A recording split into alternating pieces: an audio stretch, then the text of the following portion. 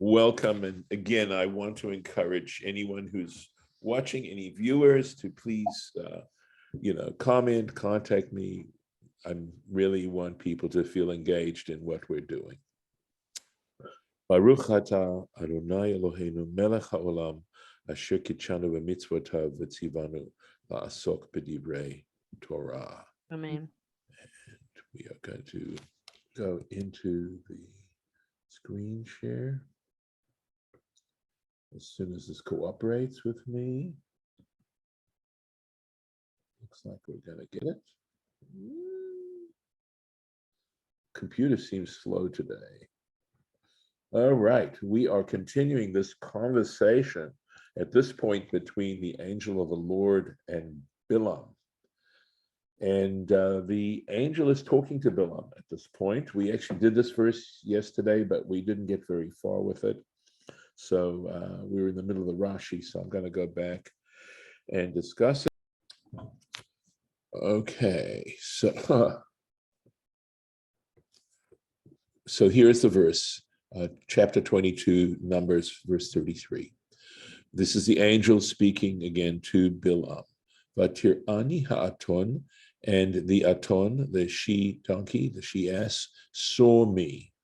Vatet lefanai, and she turned away from before me. Ze shalosh regalim, these 3 times.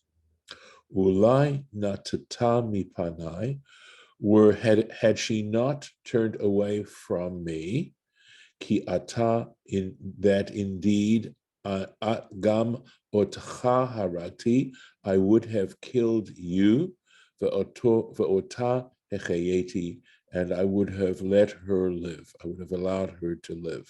So now we're going to go into the Rashi. Let's find the place here. Let's see.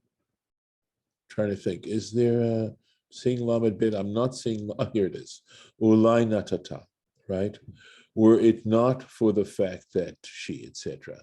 Kamo lulei, it means the same way, even though ulai means perhaps, lulei means were it not for the fact. Okay. Kamo lulei. Pa'amim, there are times, she'ulai, that this word ulai, which generally means perhaps, meshamesh belashon lulei, it has the meaning of the word lulei. Gam otcha, so Rashi's helping us understand the Hebrew there. Gam otcha haragti, I would have killed you as well. Hare ze mikra mesuras. So Rashi says this is a jumbled up verse in the Torah.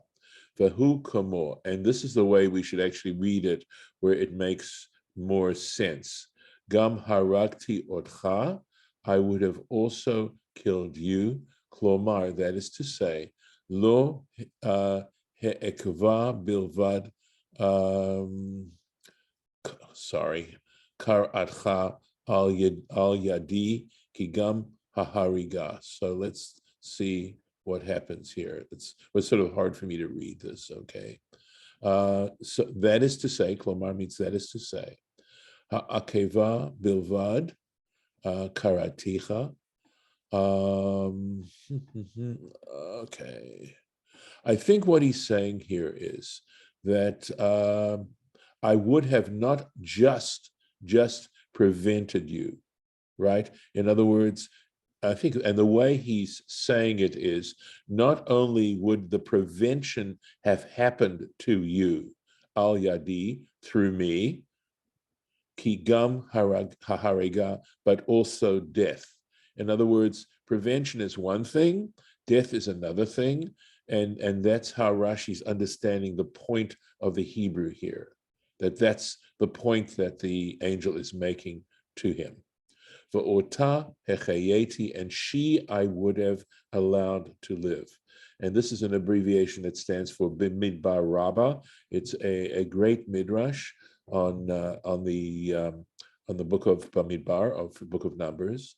V'ata, and now mipnei shedibra, because she spoke, that is the she-ass spoke, v'hochichachtech, and corrected you, v'lo yacholta la'amod betochachta, and you were not able to withstand her correction, kamo shekatuv, as was written, vayomer lo, because he said to the donkey, no, meaning, and in that context, she was making a point to him that she'd never behaved that way to him in the past, and he had to concede her argument and say, no, it's true, you never did. And she was basically saying, why are you beating me like this? I never ever behaved this way, but in the past, you should assume that I'm not, it's not that I'm just stubborn and refuse to cooperate with you.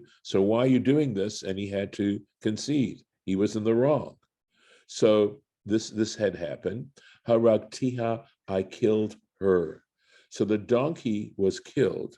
Shelo yomru, so that people wouldn't say, Zohi, this is the one, meaning this is the donkey. In other words, if she was allowed to live and she went around, people would say, that's the donkey, Shesalka et Bilam, that basically mastered Bilam, right? She dispatched Bilham betochachta, in her argument with him. V'lo yachol lashiv, and he wasn't able to argue back. He wasn't able to rebut her. And so why in effect was she killed, right? So shechas hamakom, because the truth is God has mercy al kvod habriot, on human beings' honor, on the honor that people deserve or should have. So there's this general principle that make this, despite the fact that we don't consider Bilam to be a good person, nevertheless, what I think this is suggesting, which is actually quite profound, is that everyone deserves a certain level of honor, just as a human being.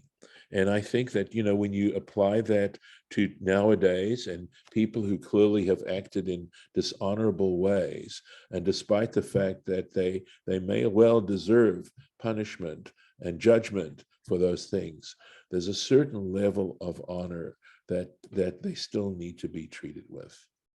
And for that reason, people would certainly make a big fuss over this donkey, and in a way that would be extremely humiliating to Bilam.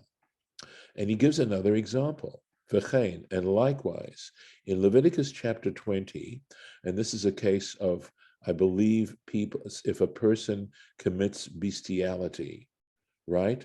The answer is, ve'et habehema taharogu, you shall kill the animal as well. It is a capital offense. Bestiality is considered a capital offense.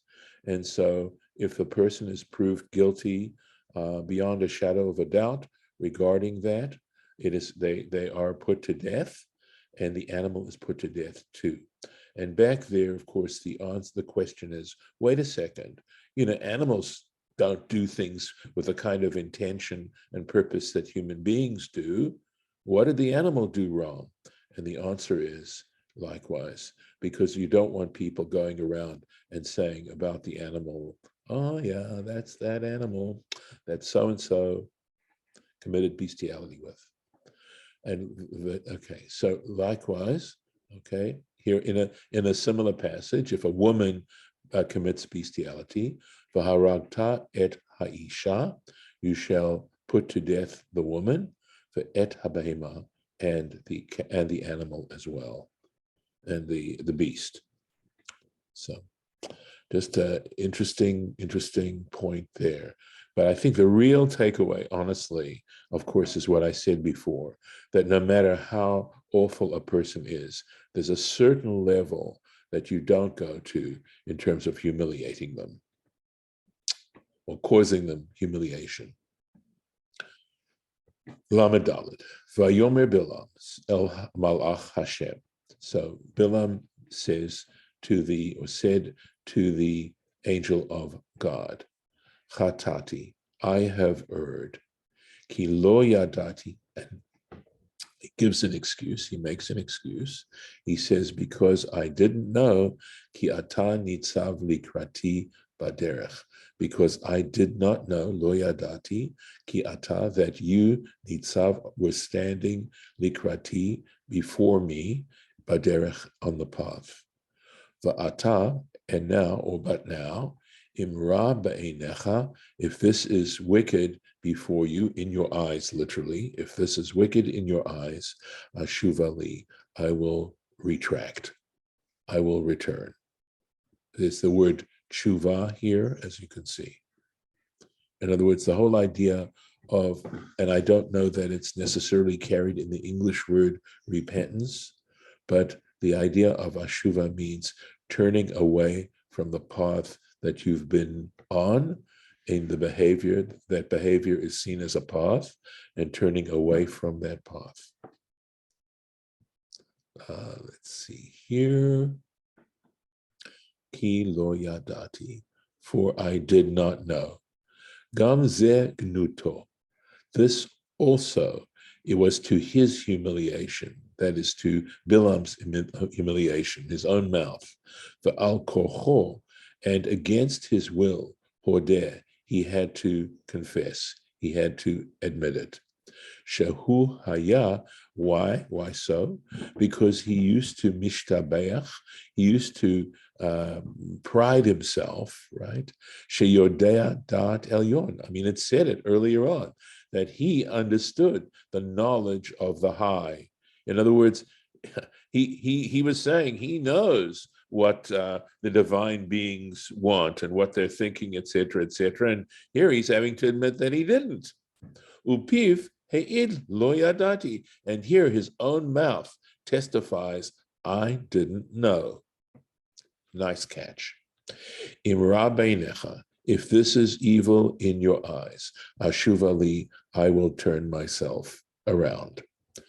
Lehatris neged hamakom hi tshuvazo. He says this is actually a way to oppose God, this particular response, right?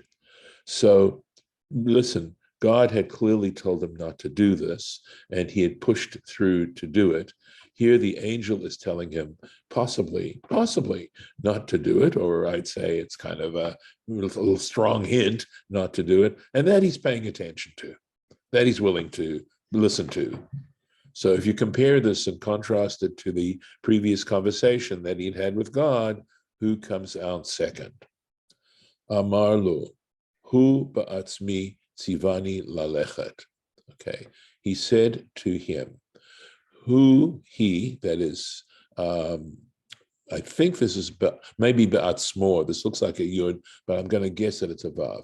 It says, he himself commanded me to go, va'ata malach, and you, O angel, right, mevatel, are nullifying et dvarav, his words, that is God's words. Limud hu bechach, okay. It is in fact something that we've learned. Okay, there are other examples.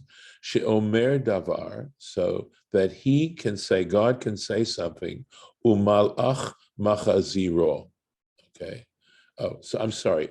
I think this is the angel. Nope. But sorry, I'm just trying to think this with what this little statement here, is this the angel, or just generally speaking, is in fact this a case where God says something and an angel can retract it? Amar la'Avraham. I think this is just going on. Sorry, I'm having a little bit of an issue with the syntax here in terms of translation. But anyway, so I think he's saying, and there's an example. Amar la'Avraham, he said to Abraham, this is of course the famous Akedah story in Genesis chapter 22, Kach na et bincha, please take your son, etc., etc., right? V'al yedei malach, but by means of an angel, batal et bitel et dvaro, he used an angel to nullify his words. Afani. Okay. I too am going to do the same thing Bilam is saying. Imra ba'einecha, if this is wicked, evil in your eyes, tzarich ani lashuv, I guess I have to do it as well. So I'm trying to puzzle out myself in my own mind how this is working. It seems clear that that Rashi is saying, at least based on what tradition says, is that he is that this involves a retraction of what God said, and I believe this is what Bilam is saying. Okay. That he's saying, well, God told me to go. And on the one hand, we're saying, wait a second, there's an angel that's opposing what God's saying, and Bilam's listening to the angel rather than God. And then we're saying, well, but on the other hand, there's an example of where this exactly happened. And is it just that Bilam's being very clever here or trying to compare the two? I'm not sure. I have to tell you, this is something, maybe some of you or one of you would like to comment on this, but I'm just working hard with trying to understand exactly the logic of how this is working out. Let me But do. I mean, angels are supposed to be God's messengers. Correct. So, Yeah. I mean, in a sense, it is just God retracting himself, but maybe God doesn't want to be seen as retracting himself. So he, kind of sends the angel, but, to do it on his behalf. Mm-hmm. Mm-hmm. Mm-hmm. I mean, this little part here, okay, sounds as if it's okay, right? That what he's doing is okay. But this part here, okay, this says lahatris neged hamakom, right? And the only way I could, part of what's giving me difficulty is Bilam is supposed to be this big hypocrite, right? We've just shown that the man, is a hypocrite and not a nice person, okay? And if we take this as a question, right? If we say lahatris neged hamakom hi chuvazo, if we take that as a question, in other words, is this in fact, is Rashi saying, was he in fact opposing, instead of taking it declaratively, taking it as an interrogative, as a question? In other words, Rashi saying, was in fact Bilam opposing what God had said to him?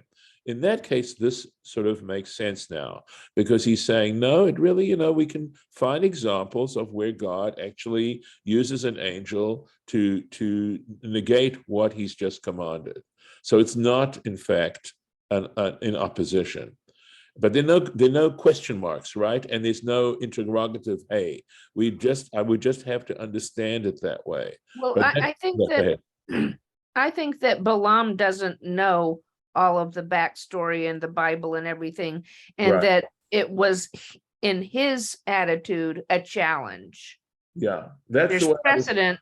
It is God's, message to flip, annul his own words. But Yes. I don't think Balaam knows that, and he meant it as a challenge. Okay, here's what Safaria says, okay? To see himself in opposition to the omnipresent was the purpose of his reply. And that's of course, I mean, that's a very fancy way of saying what we did, right? He said, in effect, he himself commanded me to go, and you, angel, annul his words. He is accustomed to this, that he says something and an angel recalls it. He said to Abraham, take now my son, and by an angel I'm too, if it evil I must return. So, and this is quoting the Tanhuma, by the way.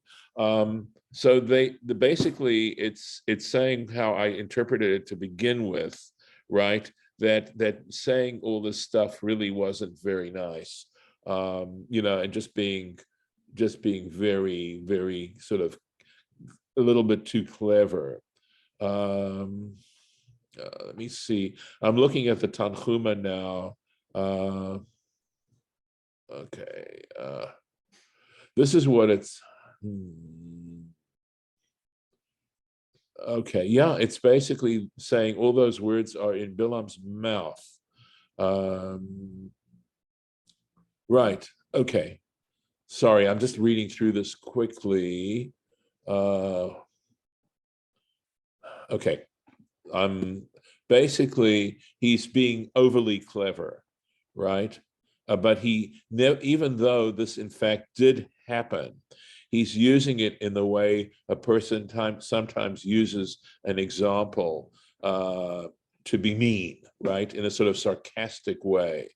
And that's about all I can make out of it. But there's no question that the first way in which we try to translate this is the way apparently, certainly Safari is looking at it that way, and Safari is translating the Tanchume, in the same way as well. Oh well, okay. So it's a little bit dense here, but doing the best we can. So let's go on into this.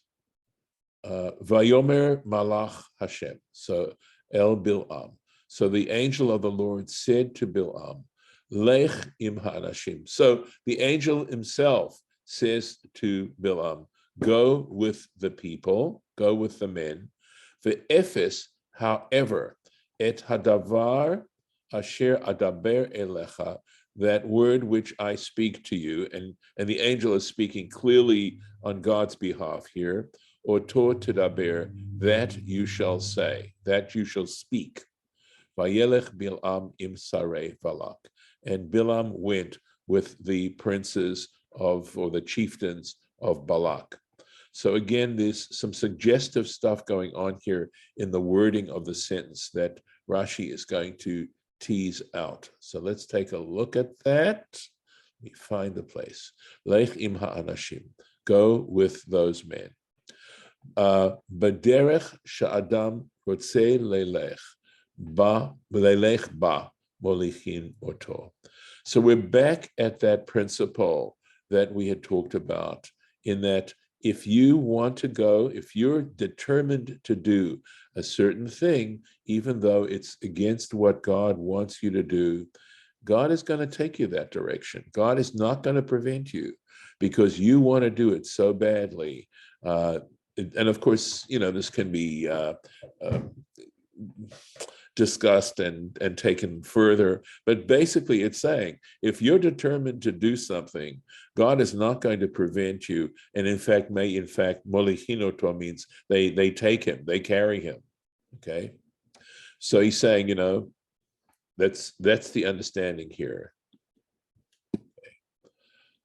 Going on. The Ephes, however, al korchacha, against your will, et hadavar asher adaber v'gomer. You can go along with them, but you're going to have to say what I'm going to tell you to say, is what this is saying. Lech im anashim, go with the people, go with those men. Ki chelkacha imahem. So he's taking this further and saying, go with those men because your portion is with them. V'sofcha lehe'abed min ha'olam, and just as they're going to perish from the world, you are too. So it's taking go with in a very heavy kind of sense. Im sarei Balak. So then the sentence, as you know, ended. First of all, you've got the general statement, the men, and then the end of the sentence says, with the chieftains, specific, with the chieftains of Balak. And the way Rashi's teasing this out is, samach, that Bilam was happy, lekalalam kamohim, that he was as happy to curse the Israelites, okay, kamohim, as they were. They had come on the part of Balak and it says Sarei Balak. Balak was the one who wanted to curse them so badly. They were his chieftains. They represented him, and they were determined. They wanted to curse the Israelites, and they went to Bilam because they felt he would be the most efficient in doing that, in doing the job. And it's just saying, he wasn't just doing it for the money. He had his heart in the whole thing as well. And we will stop there. So, to be continued. Okay. All right, I'll leave it here and we'll stop the share. And I have a question, Rabbi. Sure. My question is that Balak was so angry that he just did the wrong thing. What he did do was, what he should have done was reverse that, and instead of cursing the Israelites, he should have blessed his own people. He should have said, Balaam, bless my own people. But he didn't do that. He didn't reverse it. And because he was so angry just to curse the Israelites, he forgot to say that. He should have reversed it, really, and blessed his own people. And then it would help them to be more courageous to fight the Israelites. But he didn't do that. Uh-huh. Well, I guess it's good he didn't have you to consult, you know. I'm still waiting for the question. Yeah, I didn't want to say that, Lauren. So he had a comment. We will understand that. I'm going to stop the recording here.